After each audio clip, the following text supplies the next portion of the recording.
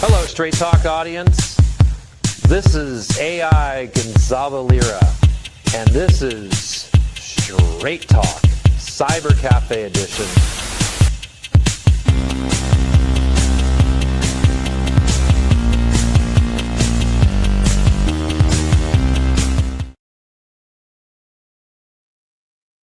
Hello. What's up, guys? How you doing? Welcome to another edition of the Liberty Report with Adam Maxwell and Professor Red Pill. Last week we talked about a Putin Trump meeting in Alaska, and I predicted that there would be a peace deal and the war would be over. And we are here now, and pretty much what I predicted a year ago, that I said that the Ukraine war would probably be over by the end of summer. And negotiated peace would be arranged due to the economics of Europe self-sanctioning and Russia's ongoing, it is what it is. That being said, Adam Maxwell, take it away. Thank you for joining us on the 20th of August, 2025. I've heard it said that Europe needs energy, Russia needs markets. Who's to say? Last episode, we did talk about that the war is strategically over, although we said the fighting wouldn't necessarily end, and that the summit itself would have limited effect on the actual fighting. But we talked about the recognition of trade deals and economics, and that's what the summit's really about. I actually don't think that what was discussed about Ukraine was of much significance at the summit. Yes, it's important and it fuels narratives, but I think America understands the Russian position, and Russia understands why America's doing as it's done. I don't think they gained much insight from each other in the 3-hour meeting or so. But what they did do is discuss tactics and strategies, and how are we going to puppeteer the next stage, the next leg of the war. And is a war. It's just choreographed. It's all wrestling. Doesn't diminish the fact that hundreds of thousands of people have died. So I think that what was probably, and we can't know, but probably what was discussed between Trump and Putin was far more than just Ukraine. It was Azerbaijan, was what happens after the war with Ukraine, Europe, sanctions, trade, energy. And that's what this episode's about. The business, it's just business. Business is the mask, and what matters really is the imperial theater that sustains it. You've got energy, weapons, and technology, specifically AI, but not only. We've also got aerospace weapons, arms treaties, nuclear weapons, and missiles, ballistic missiles generally. This really is imperial politics, not national policy. And honestly, it hasn't changed for centuries. I don't think there is much benefit to focus on Trump's policy. It's irrelevant. He's the figurehead. He's the president of the empire. But the truth is that all the regimes, Trump, Biden, whoever, are just stage actors in this centuries-old imperial model. They're the figurehead. Yeah, I mean, pretty much that's it in a nutshell. I mean, we pretty much covered last week what was probably going to happen. It did happen, pretty much to the T of what we said would occur. We made predictions 6 months ago that it's looking like this war is going to come to a final conclusion by the summer. And generally a good indicator of the fact that there is a peace deal coming is the fact that, like, war, generally before a peace deal or any type of treaty is aligned, there's a lot of fighting and major fighting up until the actual just climax. It just dies. We saw this in the Vietnam conflict, where the United States just bombed the hell out of Laos and like North Vietnam right before the peace deal.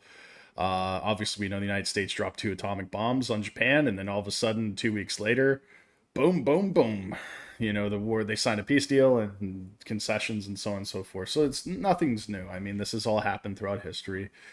And, this is how war's done. But like I said, I personally think that it's a bankers' war. I think the bankers were funding both sides of the conflict.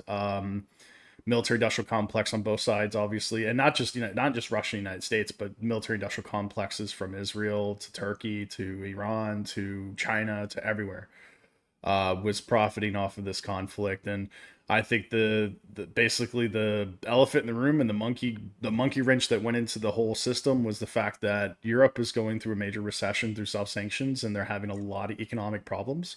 And the numbers I came through a month ago, we were talking that came through Russia. Basically, I guess they lowered their interest rates.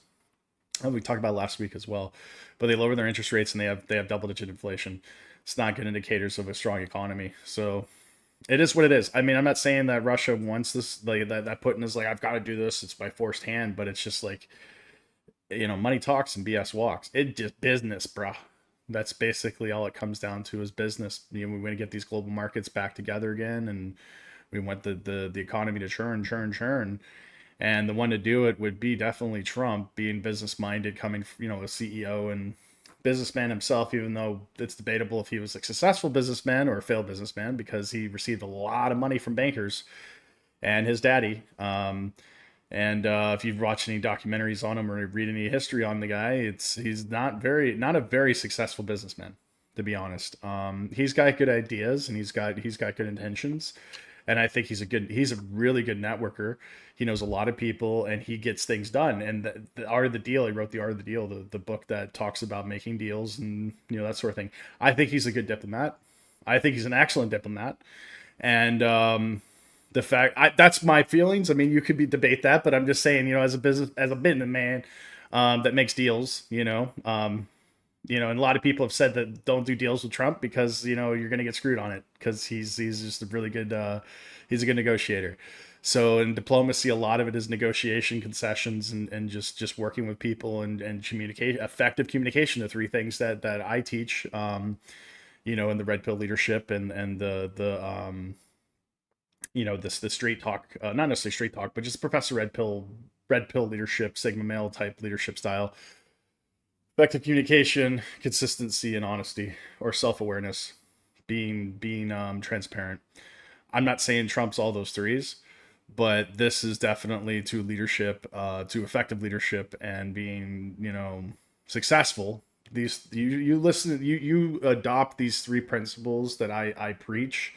Not my idea. These are borrowed from Stoicism. These are borrowed from Norhaus and different types of leadership philosophers. Even though that I'm an expert in leadership and business management and law and policy, I mean, it's still, like I said, these are proven concepts in philosophy and business and leadership. But, what are those three principles? It's basically an authentic leadership. The three, and the authentic leadership has a bunch of different characteristics, but I find these three particular characteristics or principles to be ideally the most the three pillars of what makes a very effective leader, and that is consistency.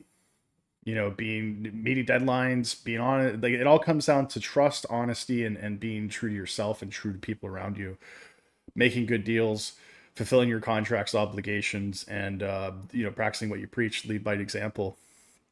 So three pillars, by the way, just go over one more time, is basically consistency, effective communication, and transparency. That's it. You stick to those three principles, you will be successful in anything you do. I guarantee it. Or your money back. No, seriously. Like, you stick to those three principles, and you will find that it will change your lifestyle, outlook on life, and you will see success if you stick to those three principles. And I teach that. It's in the Locals channel. I'm writing a book on it right now that'll be published for Locals paid members. Links in the description. You click the join button with Rumble. But yeah, and like you said, even I give that information for free. It's not even about money. It's just literally like, if you guys want to join, you'll get to read the book for free, and it's going to be very informal and very helpful if that's what you're looking for. Anyway, back to what topic we're talking about: Putin and Trump trade deal. The reality is that this is not so much a peace deal. this is a trade deal. This is a bilateral, multinational trade deal between Iran, possibly China, definitely Russia, Ukraine. Zelensky's going to get something out of this, guys. I'm sorry, but he's getting cut in the deal too. It's like a bunch of gangsters like, hey man, I'm going to get my cut. Where's my cut? You know, it is what it is, business. So yeah, definitely Zelensky's going to get some kind of deal out of it. Ukraine's going to get some deal. Russia, I think EU is going to Ukraine's going to get probably EU status, like membership, as a result of this peace deal. That's probably was put on the table and was like, hey, if you just give these concessions to Russia, we're going to make an EU country. And we're going to integrate you into the European Union. Watch for that to happen. The other thing, I don't think Ukraine will ever be a NATO country. I don't think Georgia, Republic of Georgia, will ever be a NATO country. I think Georgia and Ukraine will probably enter as an EU country together, or at least close to it within a year or two of each other. But yeah, it is what it is. EU is going to expand, but NATO is probably going to stay where it's at, and that's going to be part of the concessions. But like I said, everybody is going to get something out of this deal. It's like what was that? What was it after World War One? What was it what was the organization before the UN? Was it League of Nations? League of Nations. And they started carving and cutting up the world and stuff like that. England and the United States and Russia and everything. It's the same shit all over again, because we're going to see probably knocked out. Yeah, but it's the same situation. I mean, like it's more or less the same crap regurgitated 100 years later. And this is what I'm saying. It's the same crap. It's the centuries old imperial politics, like World War One. It's a very good analogy where you had blocks of power. Now, this was very Eurocentric in World War One, where you had the Austro-Hungarian Empire, the French, the Germans, the Russians, the Balkans, the Ottomans, the English, and America.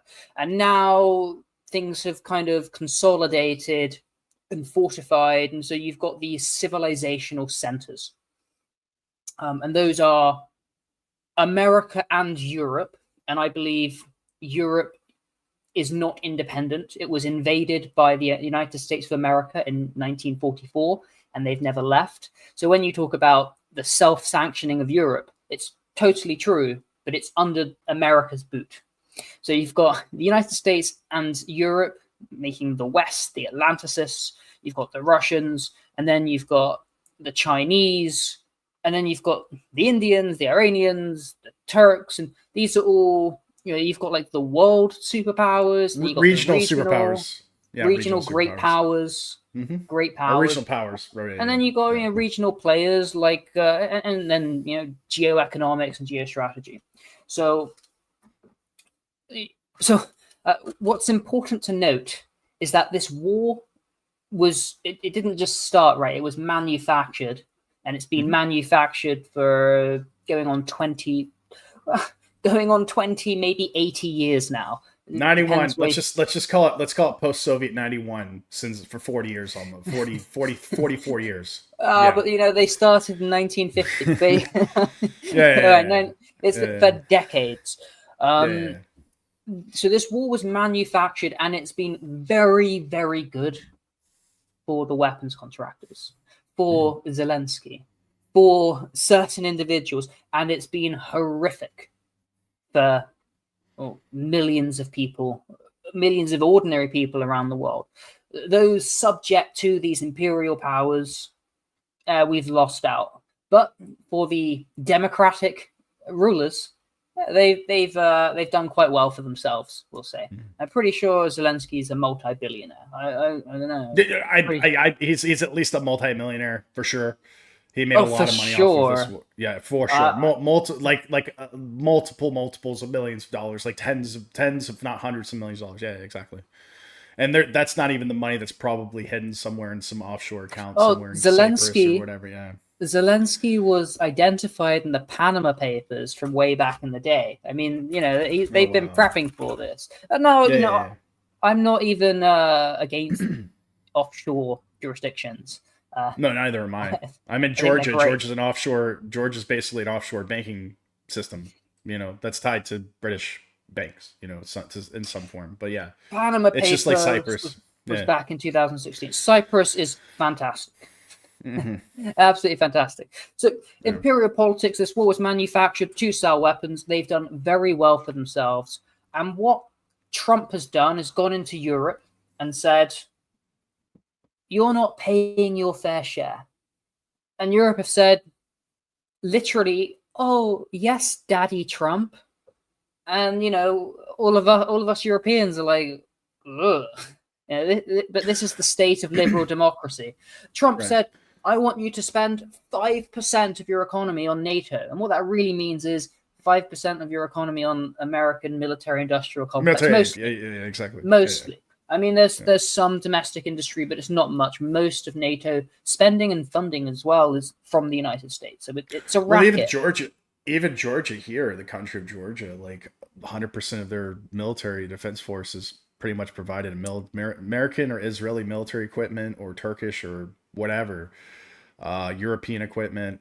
The training is by U.S. NATO members. I mean, it's completely almost, I would not say 100%, but pretty damn close to that number for their defense. They don't really need a defense. There's nobody, they're surrounded by Russia, Turkey, NATO, and they're friendly with Azerbaijan and Armenia, and they really have no threat at all. I mean, even Russia's not really a threat. I mean, some people here might want to beat my ass for that, but I just don't. Russia's not really a threat to Georgia. Yeah. Some people may say they occupy 2 oblasts. They were autonomous zones. We don't want to get too far into it, but it is what it is. It is what it is. So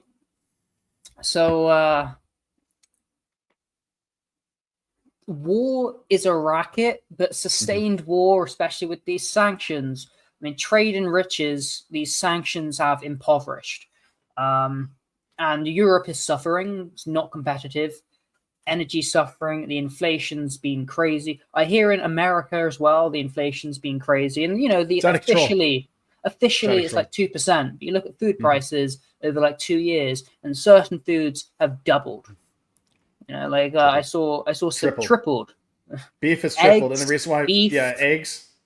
The reason why is because the feed that's being imported and grown, regulations and then energy and all that stuff that went on during that time. A lot of it's the feed. The feed has went up. I think pre-COVID, there were farmers talking about it, and they said, yeah, the feed prices literally tripled, and then they said they're going to triple again.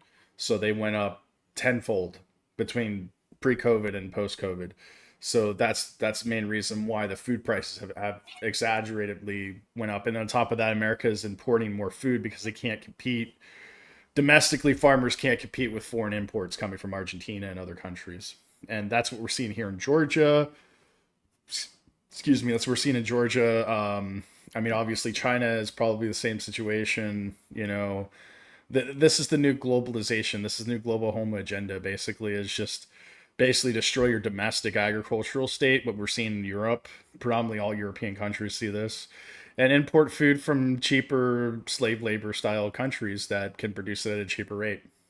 That's where the agenda is, and that's the Blackstone agenda. I mean, the multinationals, they'd rather starve you out by basically destroying your infrastructure and your agricultural surplus and whatnot, and then just say, hey, why don't you bring in third world agricultural goods. I mean, I'm not saying it's not like it's any worse or better. I mean, it's literally the same thing. I mean, I eat beef here in Georgia and I eat beef in America. Of course, the American beef I think tastes a little bit better because it's corn fed versus here it's grass fed. But the beef here is a little bit healthier, but it's of course half the price, if not like a third of the price. It's similar to you in Bulgaria. I think our prices are very similar. A lot of your beef's coming domestically, most likely. Yes. Or it's imported from Argentina. Which makes it affordable. And there's no tariffs. We don't have tariffs in Georgia. That's why a lot of our, like even electronics, like I had to buy a new phone. I had to buy a Samsung. I don't want to tell you which one, so I'm not brand ambassading here, but I think that same phone, if I bought it in America, would have been literally double the price. But it was made, I think the phone was made for this market, for the Russian, Caucasus, like Eastern European market. Fascinating. Growing up in the UK, the price for technology and capital was always considerably cheaper in the USA than the domestic prices in the UK. Correct. Because most of it's imported over. Right.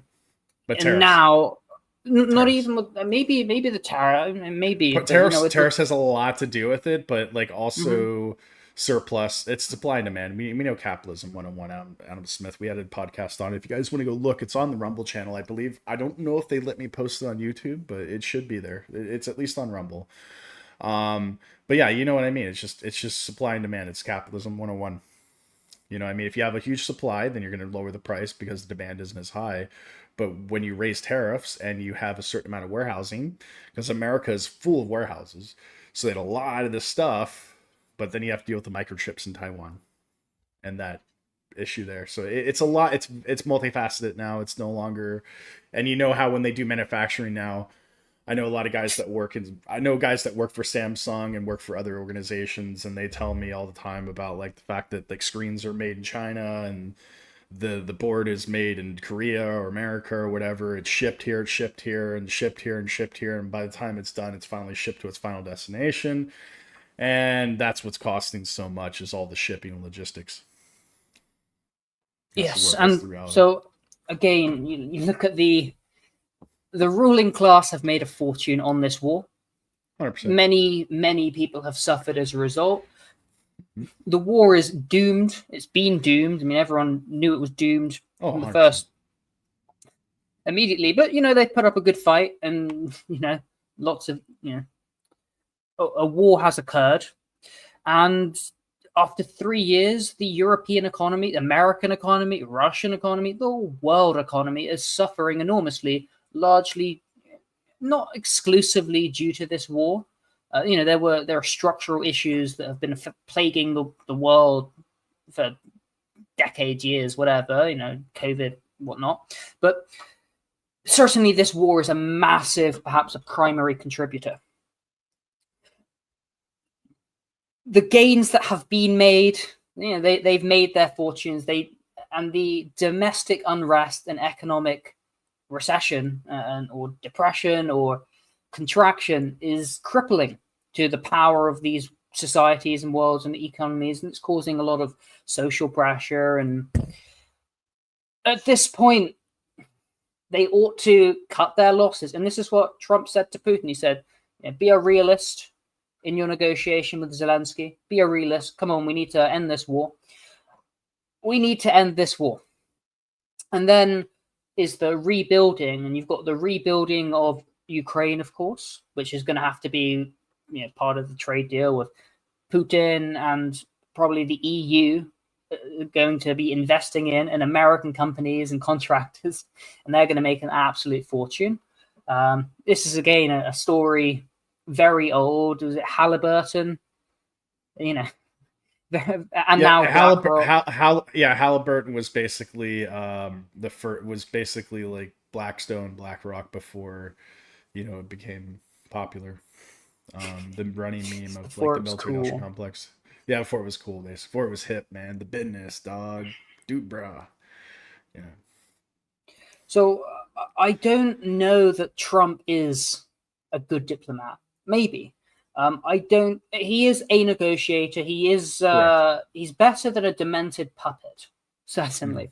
However, he's kind of all over the place. He kind of says one thing, does another. My argument is he's not consistent, definitely. He's not consistent.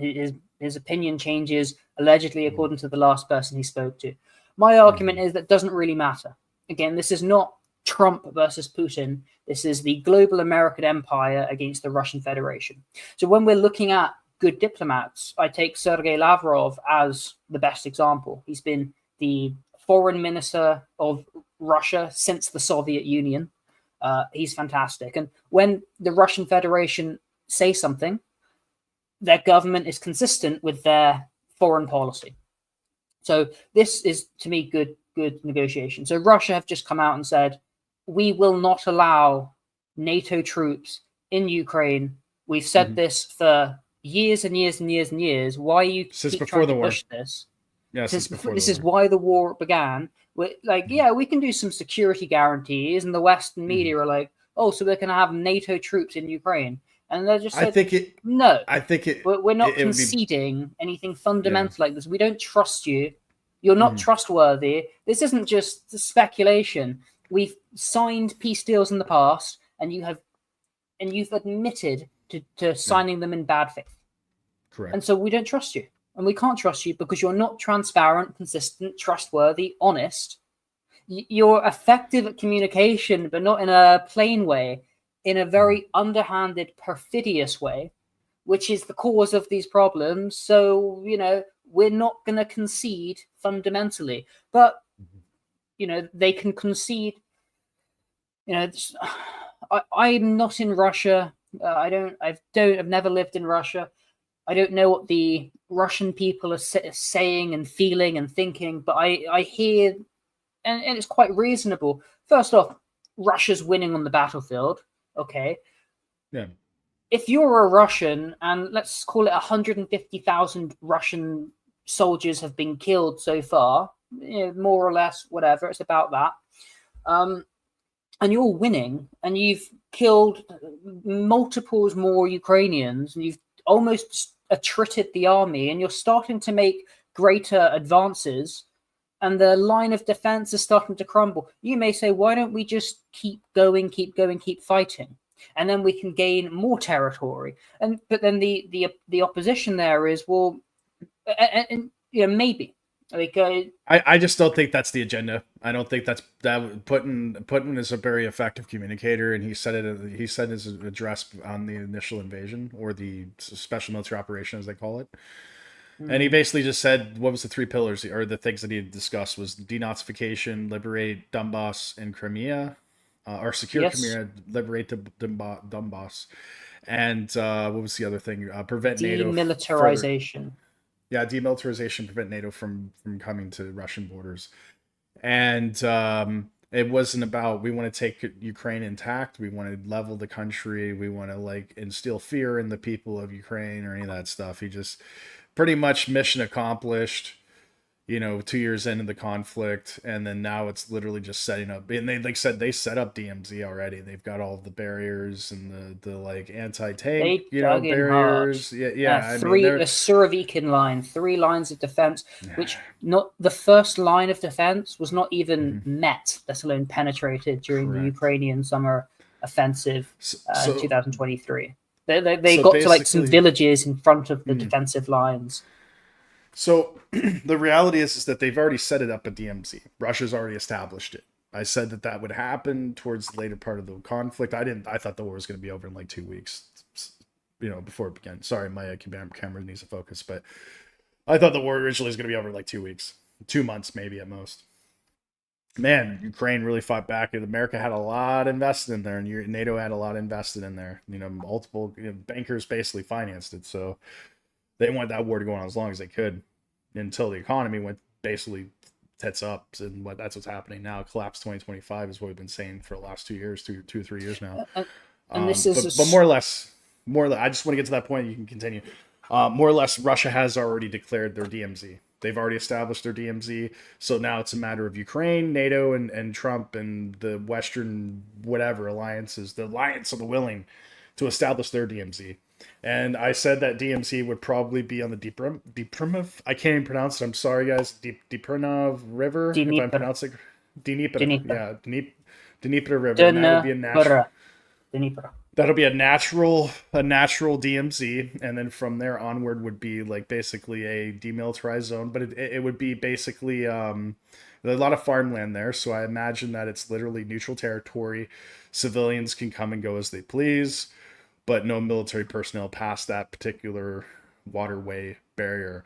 And we've seen throughout the last year, any offensive that Ukraine has tried to go past that particular river, they just basically died miserably and drowned, and it was horrible stuff that was transpired from that. Not including the failed counteroffensives with loss of military equipment and lives that were just pointless and unnecessary. Russia's already taken the territory they're going to take. They're not going to take any more. I remember Gonzalo Lira had said, that he's gonna go all the way to Kiev and wherever and blah blah blah. And it's like, nah, it's like and I explained this many times in the past on podcast and the Telegram group, and I'm explaining it now. You got to refer to this as like the Mexican-American War, 1800s, when the United States the United States at the time was an imperial. It still is an imperial state, but that was the early stages of its imperialism. They pushed the Mexican military all the way to Mexico City, took Mexico City intact, and they gave it back to them. And the reason why they gave it back to them is because, dude, we don't want this territory, and we don't want these people being citizens of America. We don't have the money, the resources, or wealth to really administrate this area. So it's the same thing with Russia. It's like, why would we want to take Kiev? I'm sorry. Let me say it. Why would they want to take Kiev? Why would they want to take Lviv and these populated, urban cities, just so they have to feed, administer, secure, and all these different things of people that it'd be an occupation at that point. And as we know, occupations fail. We've seen this numerous amount of times with Vietnam, Vietnam, Iraq, Afghanistan for the Soviet period. It's just occupations fail because people don't want to be occupied. They don't want to be under control of a foreign government. It's not rocket science. So Russia's like, their objective is like, hey, I am not going to be going into Kiev. I am not going to be occupying Kiev. Where they are is where they're going to stay. But they will establish DMZ, which I believe they have with the fortifications, and they're just waiting for the West to concede and create their own DMZ. And then declare a neutral territory where civilians can come and go and do what they got to do. It's exactly how it is here in Georgia. We have a DMZ. We have a defined border. Russia apparently moves that border from time to time, and Georgia does the same thing. But more or less, like, there is a well-defined area where it's kind of like no-go. And they tell Americans and foreigners and even Georgians, do not go in these areas, unless you live there or whatever, because like it's just not secure, not safe. Same thing's going to happen in Ukraine. And this is going to be like North and South Korea for a long time. And I said this at the beginning of the conflict. They said this during the conflict, and I'm saying it now. It's going to be the largest DMZ in the history of the world outside of the Soviet period. Cold War. Okay, so I agree with much of what you said, and I've got some counterpoints that I don't know if I disagree, but maybe. So the first thing is to note that there are so many mines along that defensive line. Oh, yeah. That's the other reason why it's unsafe. It's unsafe. Yeah, definitely. Same in Georgia. It would take, I don't think, it would take decades to clear those mines. Yeah. Look at Kosovo. Look at Kosovo and Sarajevo and all that stuff with the mines that are still there, active today. They go off all the time. Bosnia, yeah. And Bosnia, yeah. Arguably, Russia has taken 5 oblasts, which is a neighborhood or a region, 5 regions of Ukraine, which is Crimea, 2014, and then 2022, September. 221, somewhere around there, yeah. 2022, yeah, I think it was the first year of the war. They annexed Kherson, Zaporozhia, Donetsk, and Lugansk.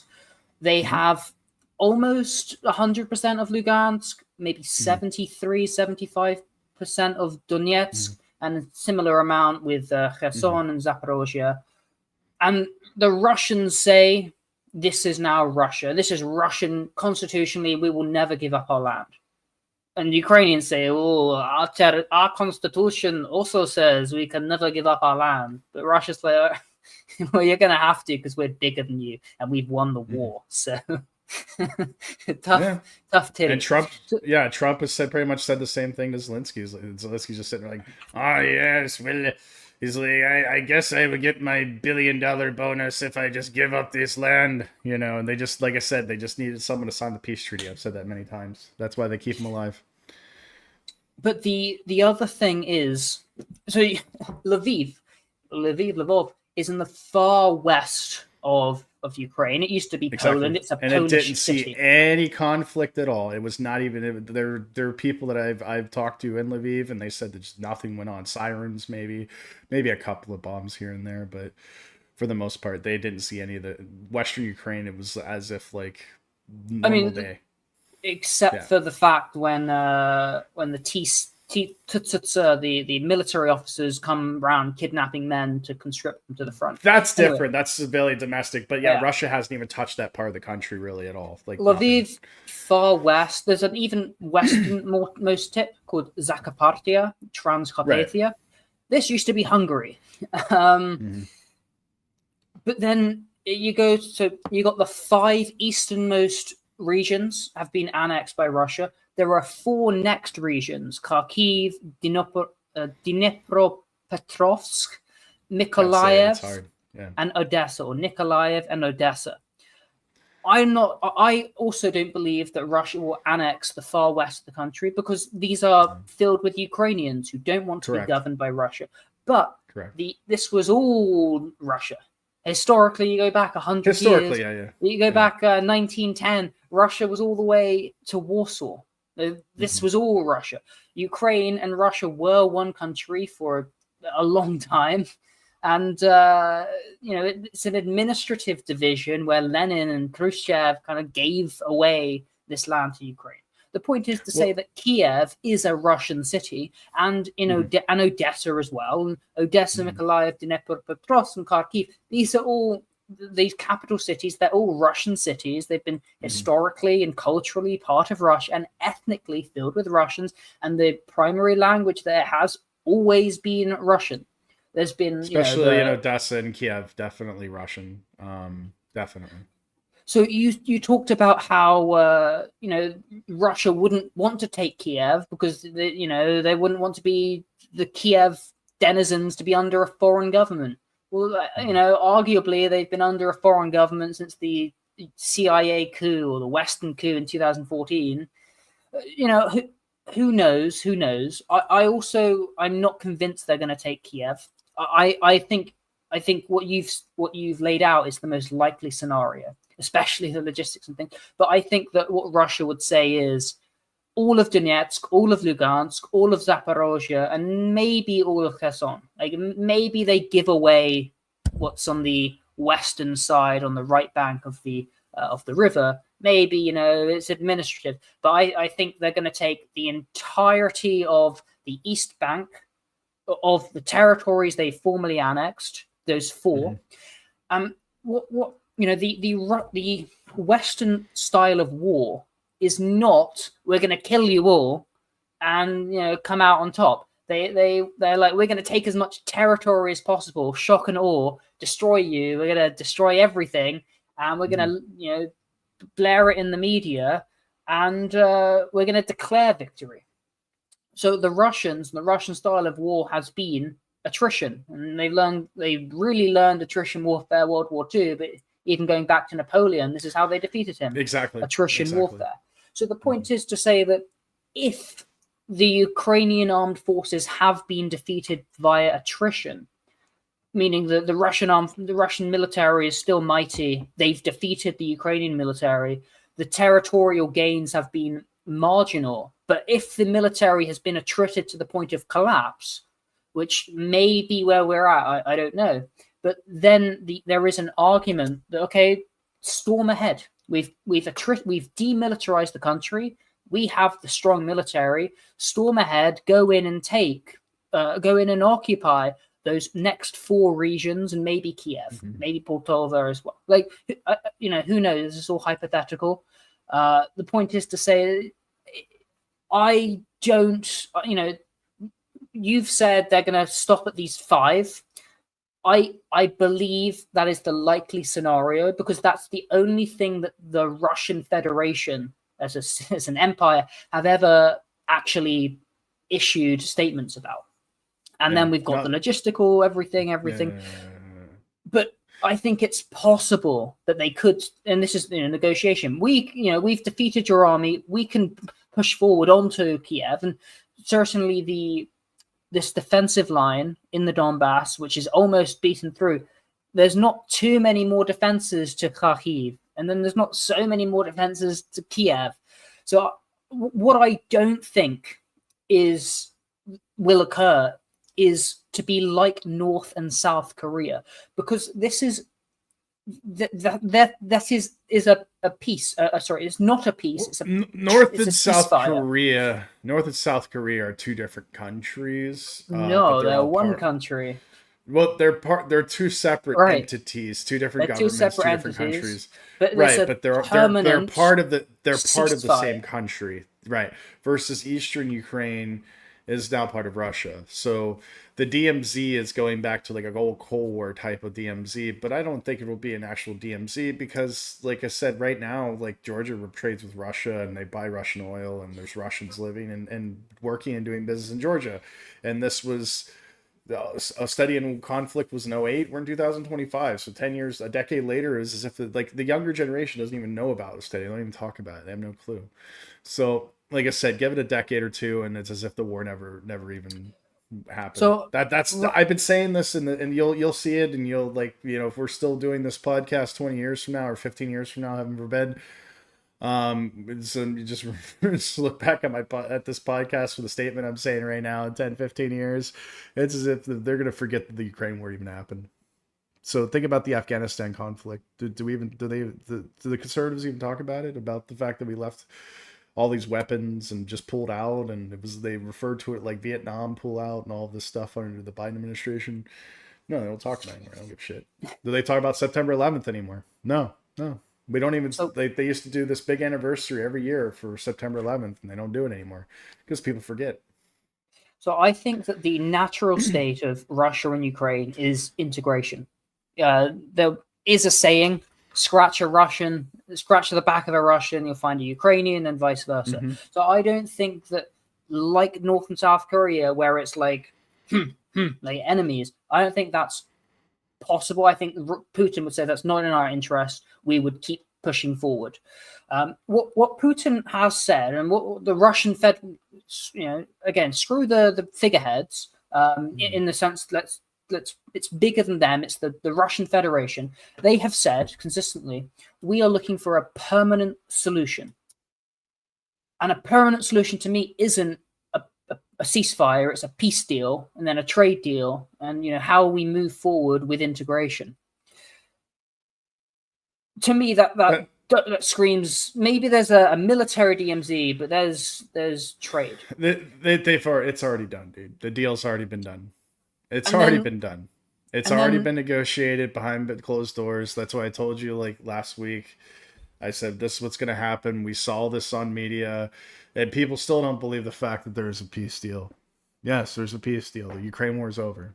I knew this like 3 months ago. There was like, yeah, they're working on a peace deal. Russia and Zelensky and all of them. It's just all puppetry, and because the Ukrainian government is broke right now. I don't know if you guys know that, but they're out of money. Like literally, people haven't been paid for like months now. Military officers, government officials, people haven't been paid. So.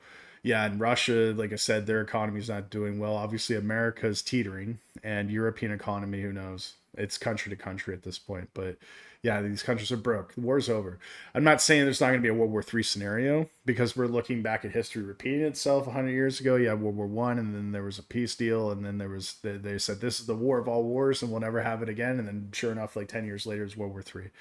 So there will be a weapons build up. Your NATO and Europe will build their weapons up. They will train personnel. It is what it is. Russia's going to do the same thing. 2032. I don't give a shit what they say.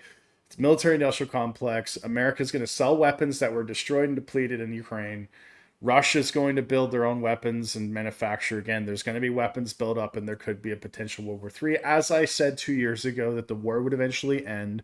I thought it was going to end a year ago, but because Biden was in office, we had to wait till Trump. And then I said, once Trump is in office, within 6 months, it'll probably be over by summer. And here we are, and I pretty much got the timeline almost exactly right, as I predict a lot of this stuff pretty accurately.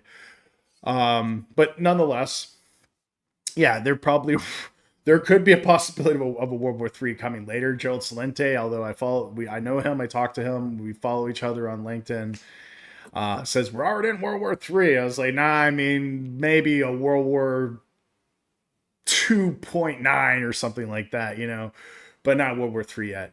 World War III is going to be AI, and it's going to be digital and all this stuff that I've been talking about. And we're nowhere near that at that level now. That's like decades and decades from now. But go right, ahead. you look at the weapons contracts with Europe and they say, oh, we're going to be building all these things by 2030, 2032, 2035. They don't have the capacity to launch a war in the next 5-10 years. But they're going to be building up to it. They're broke, absolutely. And, the military-industrial complex and spending, it takes many years for them to do that. It takes a decade. It takes a decade to rebuild a military. It takes a decade to rebuild infrastructure and military equipment and technologies and innovation, education, investments, and it takes years.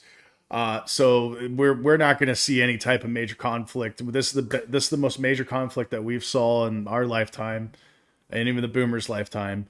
And we're probably not going to see it again until, like I said, 2030, 2040 or later, if it's ever going to happen. This was our big conflict. This was our World War III, guys. Nothing happened. As you say, I'm on, what do you call it? What do you say? I'm on the stance of nothing ever happens. Well, there you go. Nothing ever happened. It's all staged. It's not really staged. It's just banker wars and then military industrial complex. They provoke wars. They stage them. Like I said, enjoy the magic show and the expensive firework display. And then they're going to sell some weapons and do some trade deals, and banks are going to make some money. But go ahead. Again, I agree with what you're saying, but I caveat it with the saying that, over 1 million people have died. Millions of lives have been affected. Tens of millions hundreds of millions of lives have been I think it was like at least 2 to 3 million casualties on both, including both sides and civilians. It's 2 to 3 million. Talk about that where next. I'm estimating, yeah. Talk about that next. But what I wanted to say is denazification. This is one of the objectives of the special military operation. And what does that mean? When America... We'll get to that, DC. Go ahead. When America won World War II, they did. They went into Germany and they imposed their will on the politics, on the domestic politics, and they embarked on a decades-long, consisting till today, policy of denazification. In Germany right now, if you were to hail a taxi, or if you were to have on your phone some ancient Indian icon, you can get in trouble. You don't have free speech in Germany, etc. What they did is a decades-long psychological operation to denazify the population, pacify them, and really screw with their minds intentionally. Psychological. We don't know what the the Russians have said there will be a new government in Ukraine. When we win, you're gonna have new elections, and I think they're not going to be allowed. The Azov type, Zelensky type, the Nazi government, which means what does that also? So the education, the denazification. I think there's going to be a massive cultural imposition by the Russian Federation as part of this deal. Correct. Yeah, and I said so it's kind of a soft occupation. They don't have to have their troops, but they're going to occupy the right. They're going to reassert their soft power. And the West, it's going to be like Georgia. It's going to be like Georgia because I don't want to get too far in politics. I'm here and I don't want to talk about politics with Georgia, but more or less the government that's in power now was put in power during the Obama administration because they had better ties with Russia. They had friendlier ties with Russia, the party that's in, and they felt that they were a little bit more diplomatically with Russia at the time. And then went through two different presidencies, and those agendas had changed. So most likely the new government that comes into Ukraine, and they will have new government because that's going to be part of it. They're going to ask Zelensky, you need to step down and allow open elections. He's not going to be in power anymore. I can guarantee that. He's going to be stepping down and going into Hollywood or whatever the fuck he's going to do afterwards. But more or less, like they're going to find candidates that are going to be funded by the US, maybe by Russia or whatever. And they're going to be like, these people, we got to get some people that are pretty neutral and that are willing to work with both sides. And they're going to be really fishing and looking for these type of people that probably aren't in the country right now, that are probably going to be stateside or European side that have Ukrainian citizenship. And that's what they do here in Georgia. So they pretty much do the same thing. Yeah. And most countries too, where there's a lot of duality between dual passport holders, if you will, probably being Israeli, Ukrainian more likely. So I'd just like to touch on the casualties for a minute. I was saying in the last episode, I think it's about 1.2, 1.4 million dead Ukrainians. Now, I after that, I went and thought about that. I said, why do I really think that? What evidence do I have? And so I went and did a kind of forensic analysis. I looked at what the Russians were saying, and I looked at what the Ukrainians were saying. I looked at what Ukrainian aligned sources were saying, and non-aligned sources. And what I came up with yesterday was, I think maybe you look at Mediazona, a Western Ukrainian aligned source, they say we can confirm about 125,000 dead Russians, and we suspect about 160,000 total. With we haven't proven it, but we think 160,000 dead Russians. The West, you go on X right now, you'll see people saying there's 1 million dead Russians in Ukraine.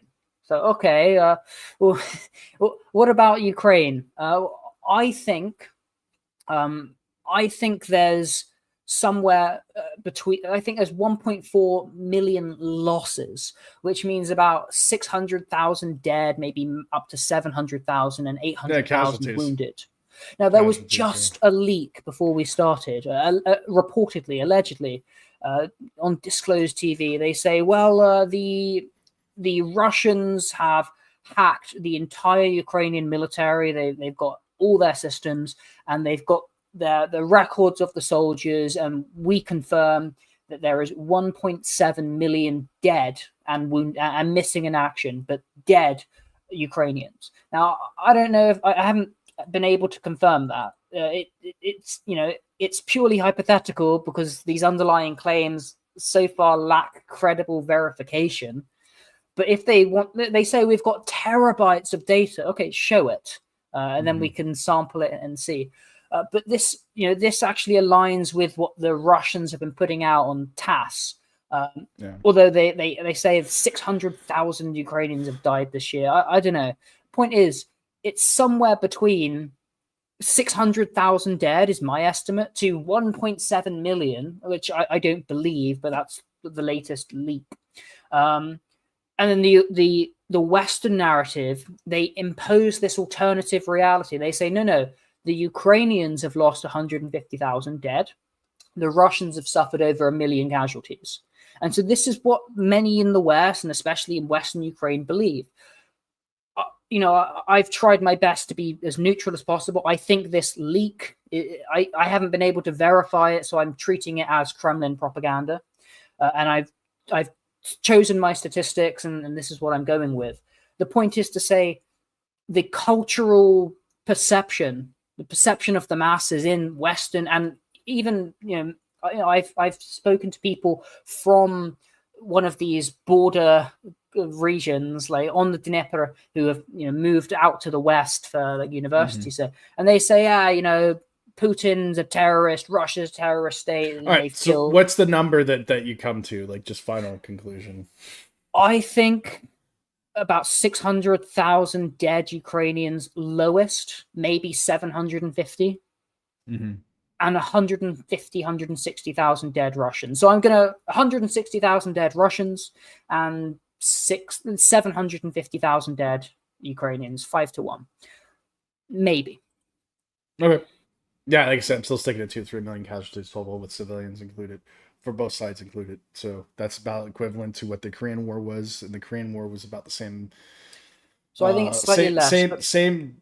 It's about the same military might, like the same amount of military that were involved in that conflict. It was a multinational conflict as well, and a bankers' war.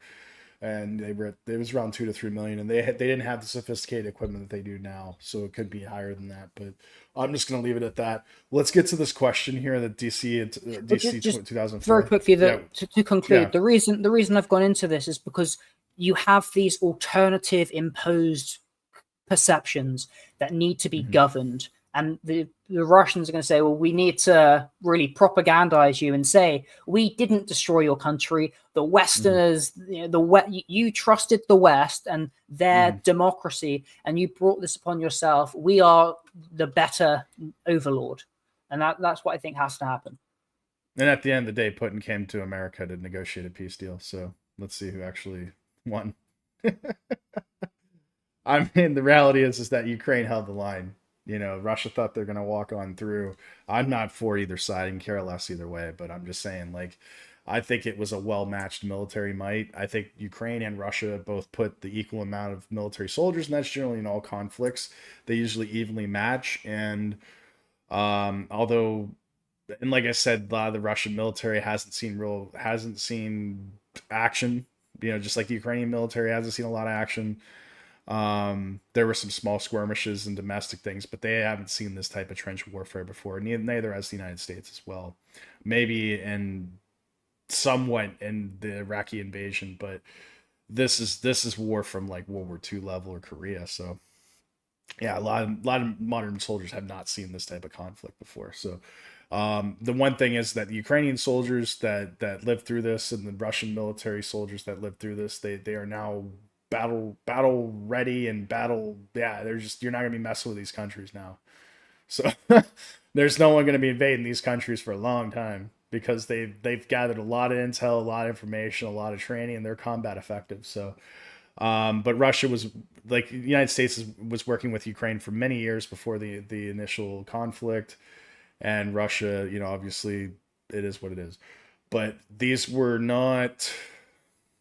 You know, if the United States was there, they'd probably screw it up because it's usually bankers' war. But it would have been a lot different show. I mean, it would have been pretty nasty. You would have seen massive casualties and cities being completely destroyed and obliterated. If America was actually in Ukraine, they would have pushed into Russia and started hitting a lot of the borders and probably even bombed the shit out of Moscow too. It would have been major. Would have been World War III. We didn't see it. It is what it is. It's a regional conflict. It didn't explode into a larger conflict. The Iran conflict and the as we're talking about now with the Pakistani situation.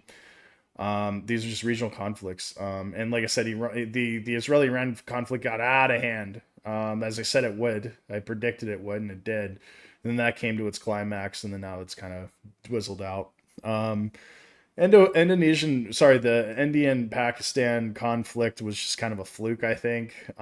They've pretty much run the edge with each other for many, many, many years since Pakistan declared its independence. That's just going to be an ongoing type thing. That's like an Azerbaijan, Karabakh, Greece, Turkey type situation. I mean, these are just things that are going to happen. Israeli, Hezbollah kind of thing. So the main thing is trying to contain it and keep the peace and trying to come up with some type of solution and diplomacy. That's the main thing. And it's going to be the same thing with Ukraine and Russia, is trying to keep these guys from going to war with each other again. The question is, have the Ukrainians been defeated, or have they just been contained? I don't think that Russia's been defeated, but have they been victorious? No, Russia has not been defeated. Russia has been successful in the military operation they proceeded to. They gained new territory. They gained new citizens. They gained they gained resources that like most of the resources that in the territories that they occupy now, or at least control or became annexed part of Russia. There's a lot of minerals and a lot of like very expensive oil and gas, fields that are in those regions, especially in the Crimea and the Azov Sea. So they gained a lot of resources from this conflict. And not only that, but they gained citizens and a little bit of territory. They don't need the territory. They really don't need the territory. It's just that they have... It's Western territory with black soil as opposed to Siberian tundra. So correct. The reason why I talk about defeating militaries is that between Israel and Iran, they had their Operation Broken Spear, and Israel weren't defeated. They were on the brink of it, and then Trump came in, America came in. It was a stalemate. At best. Yeah. Iran have said the conflict's not over. Nothing's been resolved. The war's still ongoing. We've just stopped the missiles for now. But we recognize that the conflict is inevitable and it will reheat up again. The question is when, and we are ready and prepared for it. And how much of that is bluster? Certainly, I believe Iran have the conventional capabilities to wipe Israel off the face of the map. And had the war lasted another 1 or 2 weeks, I think they would have won.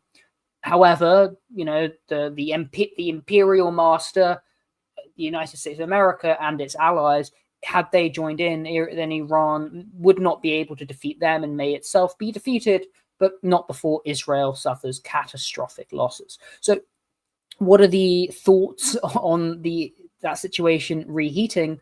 Eventually it will, unless something drastic changes, and nothing ever happens. So as far as Iran-Israel conflict is concerned, I think Israel as well as Iran both have the similar situation, that they have a lot of really pissed off people in their constituents, and they have a lot of possibility of color revolutions in both of those countries. So they're very unstable politically, because they have leadership that is just that people do not trust or believe in anymore.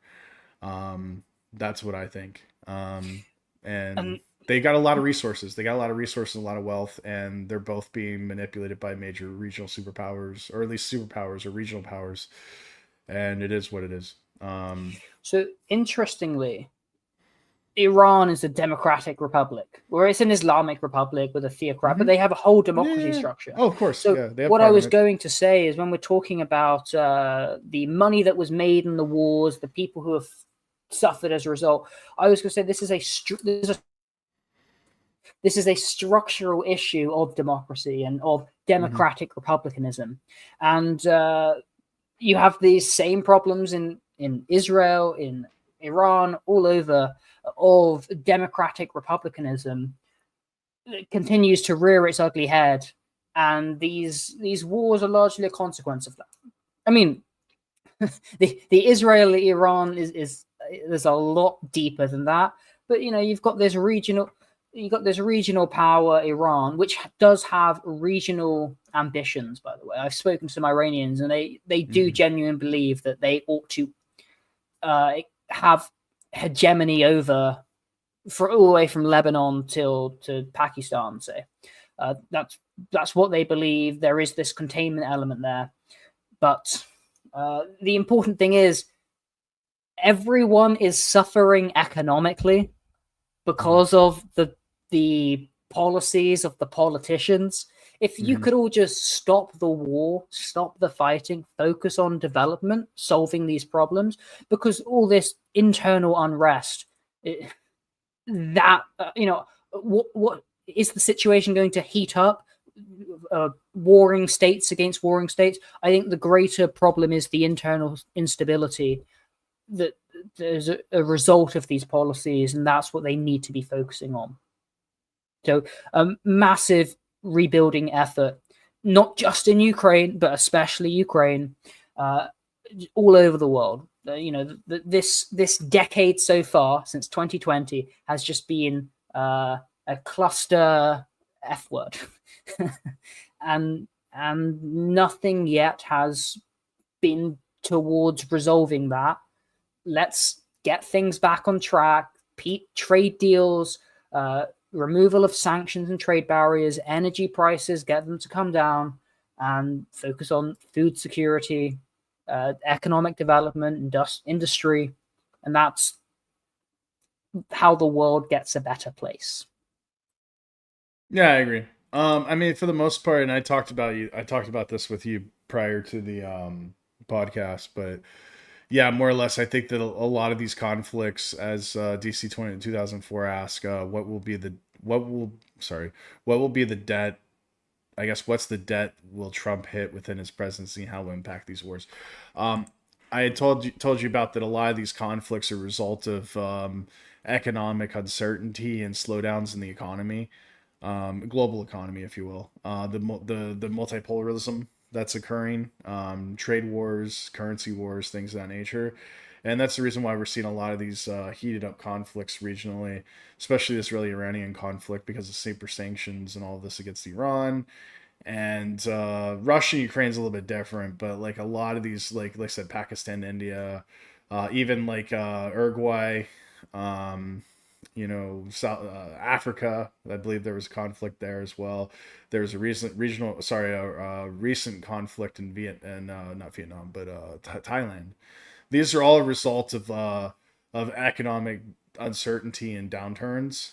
Commodities, resources, Karabakh definitely is another one of those particular conflicts. And I had said collapse 2025 that we would see a lot of these conflicts arise during 2025, which we have seen due to the economic uncertainty and the global economic slowdown. So I'm sticking to that. And to answer DC 2004's question, and also kind of conclude my final statement, that a lot of these wars are a result of the repercussions of the bankers' decisions, politicians, as you said, with the fake democracies, and all this like hoo-ha and like poor leadership and incompetent leadership. And I don't think it's necessarily incompetent leadership. I think it's just basically like 2008.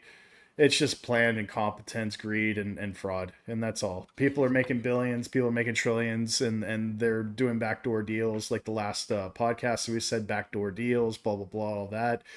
People are making money. When you hear peace, or when you hear trade deals, or when you hear like any of this stuff, someone's making money. So that's all it's going to be at the end of the day. Bankers' wars, and bankers are going to be making money, and they make wars profitable. I don't know why it's profitable, but it's just they think it's profitable because it is what it is. To quickly answer your question, DC, on Statista, the forecast is $42 trillion by 2028, up from about 37, 38 now. I would just conclude to affirm everything Professor said about it being bankers' wars.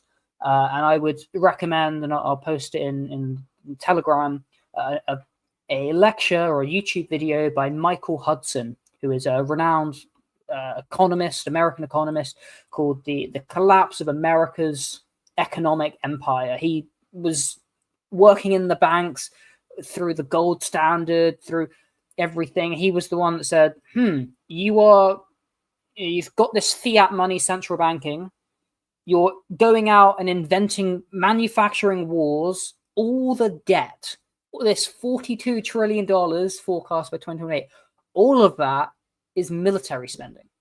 If you didn't go out and manufacture these wars and have this military, you would have no debt, basically. Mm-hmm. and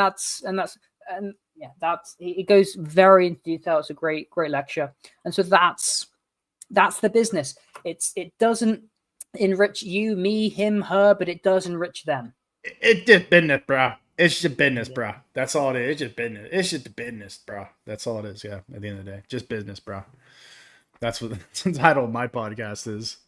Straight talk. But like, yeah, I don't know what's the title of your podcast or your syndicate? It's just business, war for democracy. And of course, democracy is not freedom of the people and the right of the people to rule. It's the oligarchs to do as they please, as they will. And just in conclusion, everything else is a circus in order to assuage public opinion and get them to believe and buy into the narrative that they manufacture in order to support and facilitate their preordained policies, which they've written and talked about and set up years, decades in advance. And then they all coordinate the imperial structures in order to come to these outcomes that enrich them at your expense. And that is democracy, and that is the war for democracy, and that is just business. Just business. Yeah. Hey guys, thanks. Like and subscribe. Thanks to my members on Rumble we hit 100 members or 100 followers, and that's great. That's the number I was looking for on YouTube. Guys that follow me on YouTube. I need to hit 500, so I'm at 48. Come on, man. If you watch it, just click the like button for me, man. Or not just like, but just subscribe. You don't even have to watch the podcast. I don't care. Just subscribe for me. I'm kidding. But yeah, Rumble 3 gets you I think it's hashtag Rumble 3. It's in the description. Gets you $3 off locals membership, or at least if you want to donate or whatever. It's like, it helps me with the cost to run the studio and all my equipment, all that stuff. Subscribe to Madam Maxwell, the Liberty Rising group on Telegram, and his YouTube channel as well. Definitely like and subscribe. Thanks guys for joining us. Like I said, we try to do this once a week on Wednesdays. We try to start at 9. Was it +4 GMT, or is it +5 in Tbilisi? I think you're +4, I'm +5.